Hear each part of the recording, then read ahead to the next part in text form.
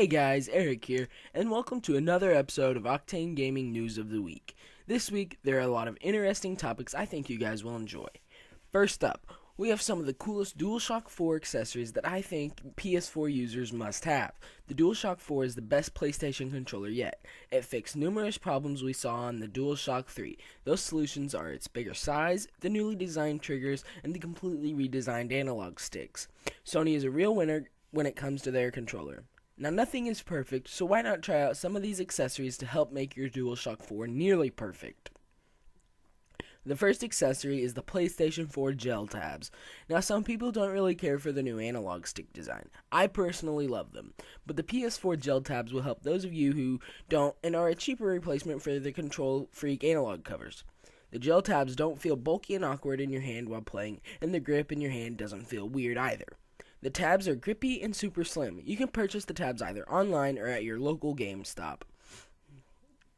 The second accessory is the DualShock 4 light bar decal. We all know the biggest addition to the DualShock 4 was the light bar. That thing can be really annoying sometimes, but for certain PS4 games, it can be a really cool addition also. Although, one color is kind of boring, but you can amp up that boring color with a DualShock 4 light bar decal. The designs range from completely blank to custom. You can find these on eBay from the seller Flaming Toast. The decals are really cheap, being at a price of only $2.25 USD. The third and final accessory is the Nyko Powerpacked charging station. The switch to micro USB charging makes charging the controller easier than ever. Most recently released smartphone charging cables seem to be compatible with the DualShock 4's micro USB charging port. Nyko has made it even easier by developing a drop-and-charge functionality. The dock includes a long dongle that plugs into the micro USB slot and wraps around the back of the controller. You don't feel it at all when you're holding it, and when you need to charge your controller, all you do is drop it in the dock, and you don't have to worry about plugging it in. Next up for OGN, Sony is sending out more invites for the PlayStation Now beta. PlayStation Now is Sony's big streaming service for the PS4. The service includes streaming of games directly to your PS4. This feature was announced at Gaikai back in January, but was thought to be a rumor. So far, only a limited amount of people have received invitations to test out the service. But now, Sony is sending out another wave of PS Now beta invites. They are sending them via email to PlayStation Plus subscribers, so be sure to check your email. Sony has announced that PS Now will launch sometime later this year for the US and Japan, and in 2015 for Europe. Nothing for sure has been released about pricing for the service, but some people think maybe about $50 a year. Up next, PS4 users who are very anxious for the game got some bad news earlier this month. Driveclub, the PS4 racing simulator, was once again delayed.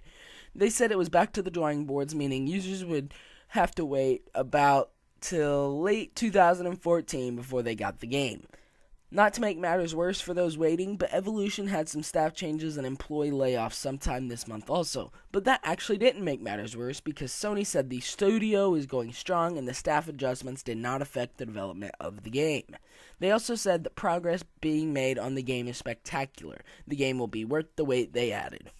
PlayStation now have over 1,000 registered developers for indie games. Sony has licensed over 1,000 small and one-man developers to publish games on the PlayStation platform. The PS4 added 200 more developers who wanted to make indie games for the system. Sony embraced on the idea and have loads of indie games now announced. Now, with all this indie talk, could that be a hint towards Minecraft for the PS4? Could that mean that it is going to soon be released to us? Tell me what you think in the comments section below, and while you're at it, tell me what you thought of this episode of OGN, because that's it for this week's episode. Make sure to subscribe to my channel and give this video a like. Thanks guys, until next time.